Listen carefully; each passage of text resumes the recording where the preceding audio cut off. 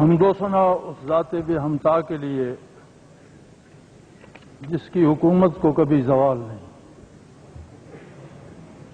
درود اور سلام اس آقا کریم کے لیے جس کی آمد نے زمانے کو امن اور عدل سے آشنا کیا۔ اللہ کی طرف سے سلامتی ہو اس کے صحابہ کبار پر، آل اطہار پر، اور سلامتی ہو ہر اس کلمہ گو پر جو دین حق پر ایمان رکھتا ہے۔ صدر مجلس جناب وزیر اعظم پاکستان،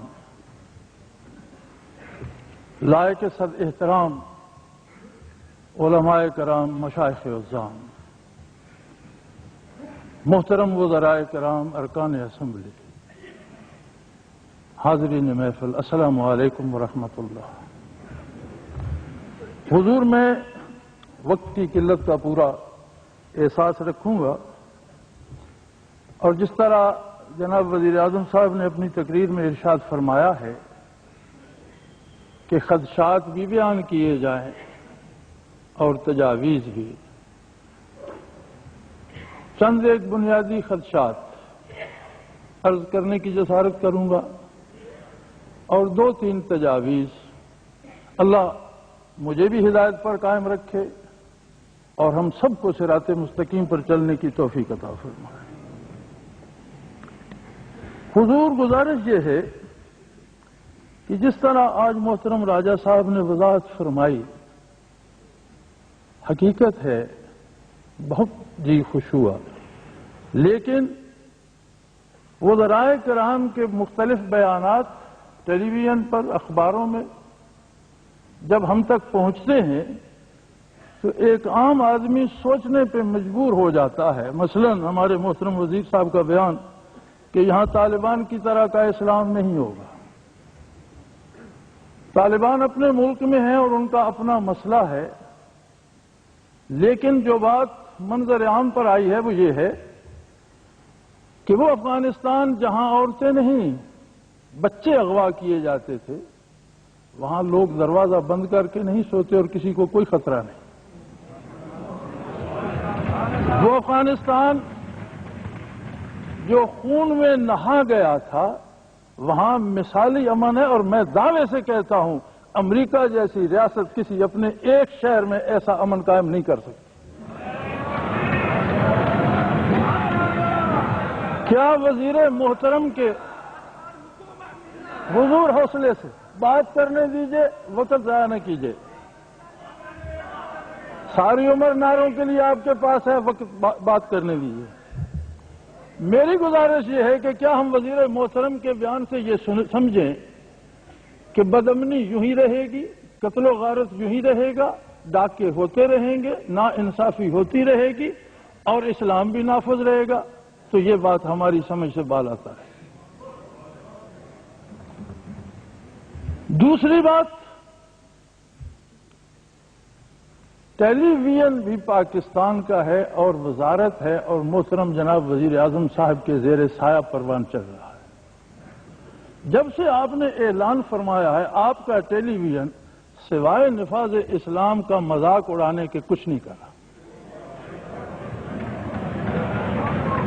آپ کا ٹیلی ویژن جو بحث کرتا ہے، جو یار حوصلہ تو کرو، کوئی تو علم کا ثبوت دیو۔ پڑھے لکھے لوگوں کی محفل ہے، کچھ علم کا ثبوت دیجیے۔ حضرات، ٹیلی ویژن یہ بحث کر رہا ہے کہ اسلام نافذ ہوگا تو مرد 4 شادیاں کریں گے۔ میں نے پہلے 3 کر رکھی ہے، میری کس نے ٹانگ توڑ دی؟ قرآن جو پابندی شادی کرنے پہ لگاتا ہے وہ کوئی حکومت نہیں لگا سکتی۔ اللہ تعدلوا فواحدہ، ہم نے کیے، ہمیں خبر ہے یہ کتنا مشکل ہے۔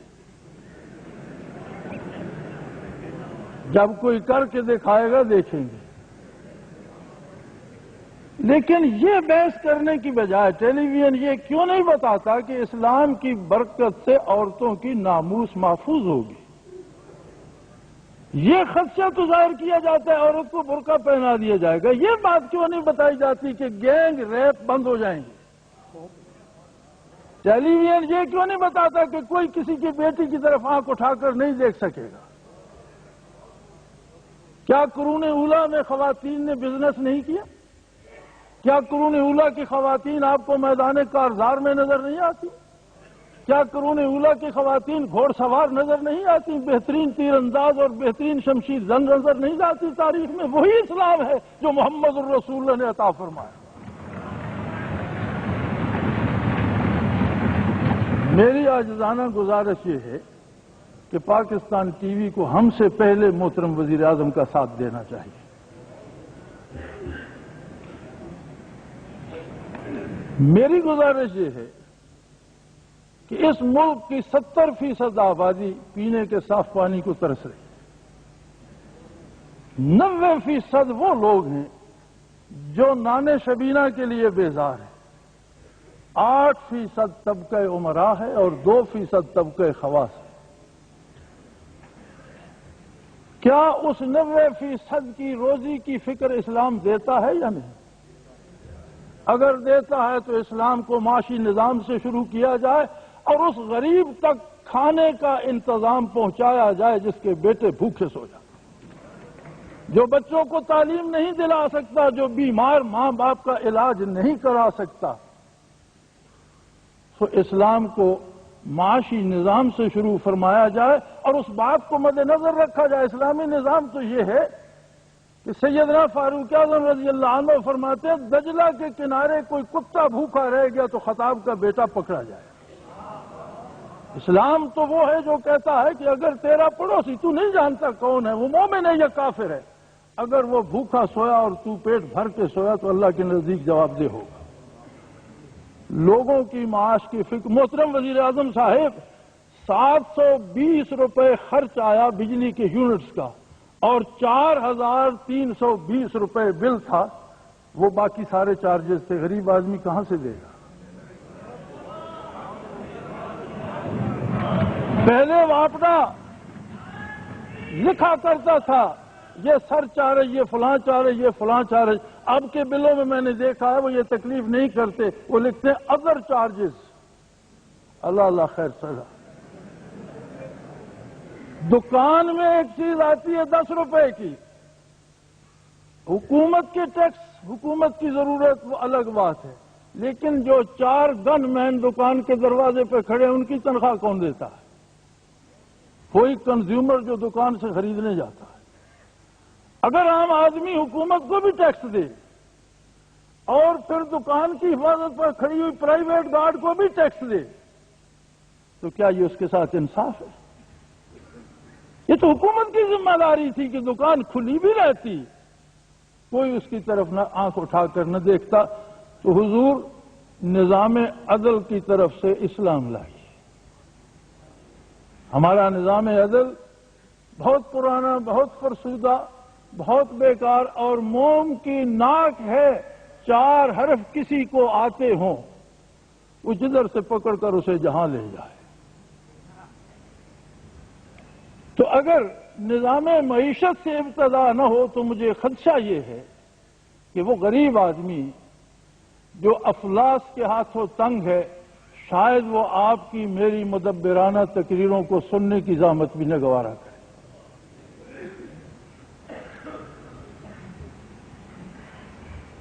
میری گزارش یہ ہے کہ اس کو دفعہ 239 سے الگ کیا جائے۔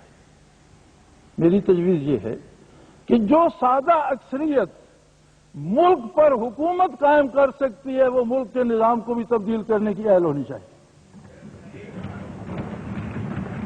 جب ملک میں یا اسمبلی میں حکومت بنانا ہوتی ہے جو اکثریت اس کے لیے چاہیے، نفاذ اسلام کے لیے آذرائے کرم وہی اکثریت متعین کی جائے۔ حضور دو چاہیے، ہاں وہ ہے تو بہت اچھے، اللہ آپ کو سلامت رکھے۔ دوسری میری گزارش یہ ہے جناب وزیر اعظم کہ اس میں اصل کام وہی ہے جو ساجد نقوی صاحب نے بھی کہا کہ ڈائریکٹو کون جاری کرے گا، کون کہے گا یہ اسلام ہے اور ایسا کرو، اور یہ بہت مشکل کام ہے۔ میری گزارش یہ ہے کہ بے شک اسمبلی بحث کرے، بے شک ڈائریکٹو چیف ایگزیکٹو ہی جاری کرے گا، کوئی پاگل ہوگا جو یہ سوچے کہ چیف ایگزیکٹو کے علاوہ کوئی اور ڈائریکٹو جاری کرے گا، یہ ممکن نہیں ہے۔ لیکن ملک کے جید علماء کی کونسل ہونی چاہیے جو آپ کو بتائے کہ یہ اسلام ہے اور اس حکم میں اسلام کا تقاضا یہ ہے۔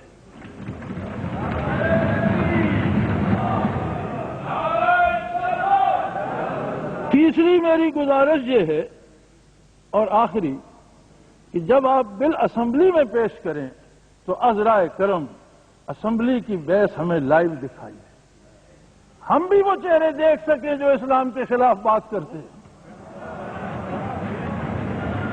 جب بل پر بحث کی جائے تو عذرائے کرم قومی اسمبلی کی وہ کارروائی براہ راست دکھائی جائے تاکہ ہم شناخت تو کر سکیں کہ ہمارا کون سا نمائندہ کس طرح کا حق ادا کرے اور پھر اسے واپس ہمارے پاس بھی آنا ہو۔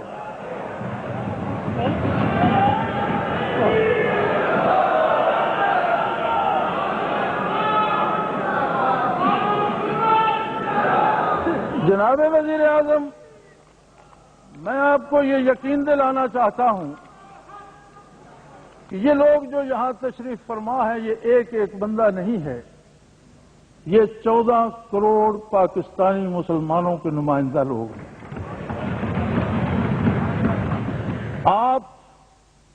مجھے آپ کی نیت پہ کوئی شبہ نہیں ہے، اللہ آپ کو استقامت دے، اللہ کا نام لے کر اسلام نافذ کیجئے۔ اگر آپ کو خون کے دریا ضرورت ہوں گے تو وہ کمی ہم پوری کر دیں۔